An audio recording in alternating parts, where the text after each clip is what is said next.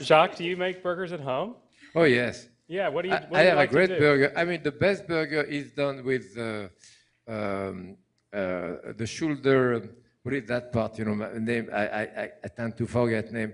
In the Jewish tradition, the shoulder or the front. What do you call it? The brisket. Right. Yeah, the greatest one is the brisket. You know, the brisket has the amount of fat, a little more lean meat in it, and it does one of the best burger. We did that in one of the. I did a burger with Julia Charles in one of the shows too. Yeah. At that time, yeah, that was fun. No, I love burger.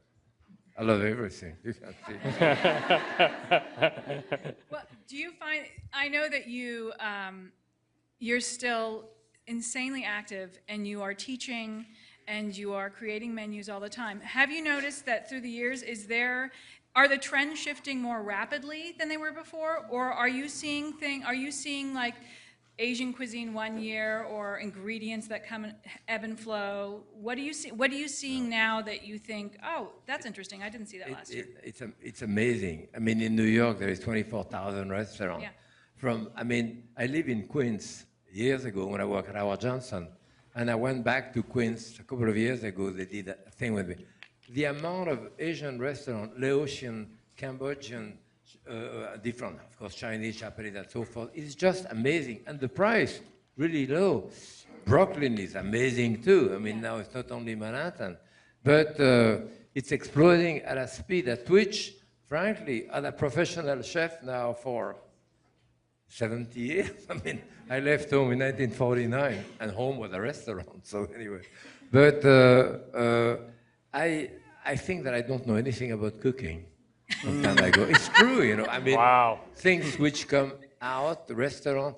I think we have the most diversified, probably the greatest cuisine in the world now, because of that ethnicity that we have in America. And I came back from Europe last week. I am culinary director of a cruise line, and we were 2 days in Portugal and 3 days in Spain, 3 days in France, 3 days in Italy. And there we ate well too.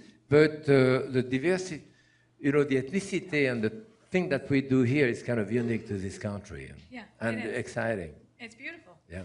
And because you are a teacher, but now you've just told me that you sometimes feel like you don't know anything.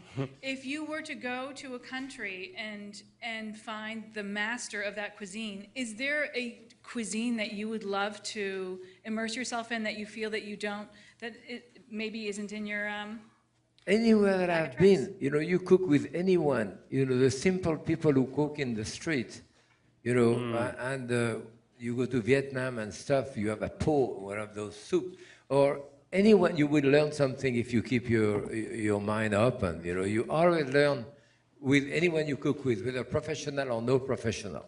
Sometimes you learn what not to do, but you learn something. So, you know, I'm supposed to ask you a question too, right? If you want, I'm more interested in you. Who needs to hear from me? You've done what, 3 pastry books, right? I don't, five now, 6 coming. One's a baking memoir about why the hell I became a baker. Did you say you have 6 books coming? No, the sixth book. Coming. Yeah. I thought you meant 6 more. I was it's about beans. Oh. I have so many questions for you. The Genoise bean. So we used to make a big difference. Certainly, when I was an apprentice, between the, you know, the cuisine patisserie boutique, you know, boutique pastry shop too, and what we serve in restaurant. For example, soufflé, crêpe, crème caramel. Those were pastry from restaurant. Nothing to do with the. And it has changed through the year. And now, after Nouvelle Cuisine, the presentation on the plate, we use never to cut cake, but now you have different type of cake, different type of sauce. What do you think of that? I mean, what makes you tick? I mean, in that world. Well, for me, pastry has always been my great love because I was raised vegan, and my mother was very strict. But we're also. That thing. My mother's always in my head. Nine. But she also introduced us to Austrian cafes. Oh yeah, right. Sure. So to me, that is where my heart lies. Demo, yeah, the Demas and the Hungarian, Austrian traditions and the German traditions of that meal at 3 o'clock that is cake. And so for me, the best cake are those, they are beautiful in presentation, but they are glorious in taste. And I think that is something that, growing up in the States, when we weren't in Germany or Austria, I was always disappointed going to those pastry shops where things looked so inviting, but they tasted plasticine. Nothing ever tasted as good as it looks. And I think now, with how people are evolving in pastry and food in general, that has changed. Now things are tasting pretty darn good when you see them in the case. And the palate of people are changed. That's the reason. Yes. Because I remember, at the New York Times with Craig Claiborne, when a good friend of mine that got married at Craig Claiborne House 52 years ago, almost 53 now. And at that time, an article in the New York Times, Boston Globe could kill a restaurant. Yeah. Now people are much more secure in their own taste. Mm-hmm. They go to their local restaurant, they like it too. Whatever the food critic says, they don't care as much as it used to be. Yep. And the quality is much better. I mean, it used to be cuisine that it went into wine, it went into bread, it went into cheese, it's amazing. Quality of what we can get. It did, and I think that home cooks have such wonderful palates, and they have equipment now, and they have access to ingredients that they didn't have before. So I find that oftentimes home cooks with a few skills are able to replicate things that you can get in some beautiful places really well. Sometimes almost better because they don't have to buy in such large scale. They can really put their money into gorgeous ingredients and do their best. So I find, as an American, wanting so badly to eat the orange cheese and the Twinkies, and that's pretty much all there was. Now, I still eat it.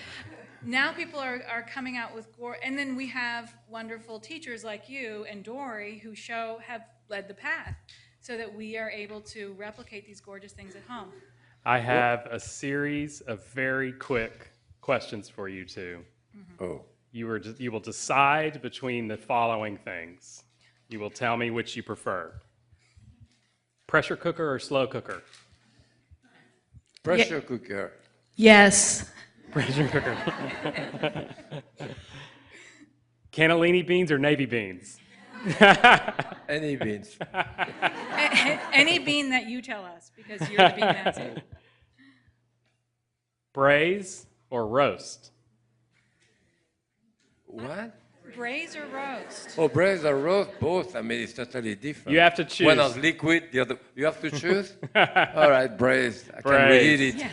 Braise. Just like here, yeah. My Cooking teacher or mom? Sometimes they're one and the same, right? Right. Is that a trick question? That was a trick question for you. Because your mom, it sounds like you sort of equate pastry, I'm just going to go out on a limb here, maybe with rebellion a little bit? Oh, yeah. Because you were raised vegan and then you became a pastry chef? And a climber, because I had to climb really high to get to she would hide the sugar up high. And I would just mash together butter and sugar. Oh, yeah. And I would eat that before she got home. Okay. Wow. It's really good. Yeah. Wow. Yeah. I've done that on toast. Yeah, that is I'll good. take it. A little cinnamon? Perfect. That is excellent. Okay, Instant Pot or Dutch oven? Instant Pot or Dutch oven? Instant Pot. I'm going to say More yes. useful. Yeah. I'm just going to say yes because I like yes to both. Yeah. All right. First you braise, then you pressure cook. Okay. Excellent. I think we need to move on to our next duet. The time flew. I'm so sorry we don't have more time. All right. Thank you. Thank you very much. Come back to the jury while I call our next witnesses.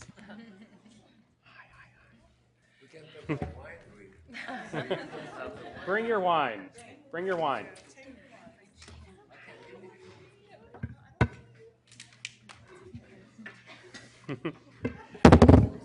So that was really great. I'm sorry it couldn't go longer. So now we have two more amazing witnesses for you. I think of this as the witness chair. You're cross-examining each other is what you're doing. Cross-examining. We have Carla Hall. Hello. Oh, I just want to make sure it was on. Hello. Yes. Hello. We have the fabulous Carla Hall, you all know and love. Vivacious and wonderful.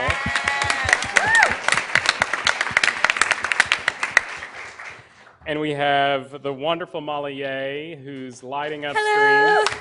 Yes. for your show. Is this on? It's on. It's on. Basically, two people who know how to light up a television screen. That is amazing. So, do it. Go. So what's next? Well, I just filed for unemployment. Just kidding. But I did ask if I could. I am figuring it out. So I'm the food contributor for GMA Day. Once a week, I do So a fun. cooking segment, which has been really, really fun. And I've been enjoying this place of my intention coming to me. So I tell people that I don't set goals, I set intentions. Yes, which And my is more of a inten- feeling. Is more of a feeling. And Striving for my- a feeling, yes. Yes. I love that. And my intention has always been to be happy, not to be rich, which has the not rich part has really worked out well. So I'm really A lot of us, I think, are doing really well. gangbusters on that. Set that intention, that'll happen. So I really am, a lot of time, people don't know that I really love theater and acting, so I would like to roll that into what I do, and so I'm waiting for that thing. So what foods are making you happy right now? Well, because I have a cookbook on soul food, Yay! that's making me very happy. Right now, my cookbook comes out October 23rd, and it's Carla Hall's Soul Food Every Day in Celebration. This is number 3. This is number 3. Okay, so how is this book different from the others? I think this book is really personable. It's personable, but it's also personal to me. I went through the South, and growing up in the Southeast, I grew up in Nashville, Tennessee. But growing up, I think I took a lot for granted. And I took my food for granted, and I ran away from that food. And when I went to culinary school, I said the last thing I want to do is soul food, and I will not fry chicken, and I want to do French food.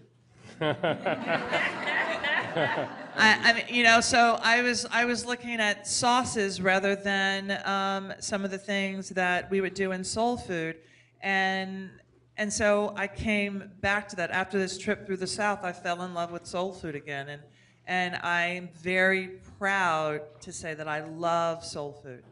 And so now in terms of ingredients, we both have types of food that we love cooking that we're really drawn to, and so I'm sure you have your go-to ingredients, your pantry staples. What do you wish would be more widely accessible to someone like me in Grand Forks, North Dakota, where I have, a couple of grocery stores and a Target. Target is where I get my produce. What types of ingredients do I need to have access to, and what types of things do you hope in the future will be available? Well, interestingly enough, whenever I'm cooking, I think that I use those ingredients that are anywhere, even in North Dakota, South Dakota. North. Cold. Oh, it's so cold. Oh. Just You get saying used that to made me- it. Do you really? It's a dry cold. Oh, okay. Okay. So when the things that I make when I am feeling homesick, especially in New York City, I will do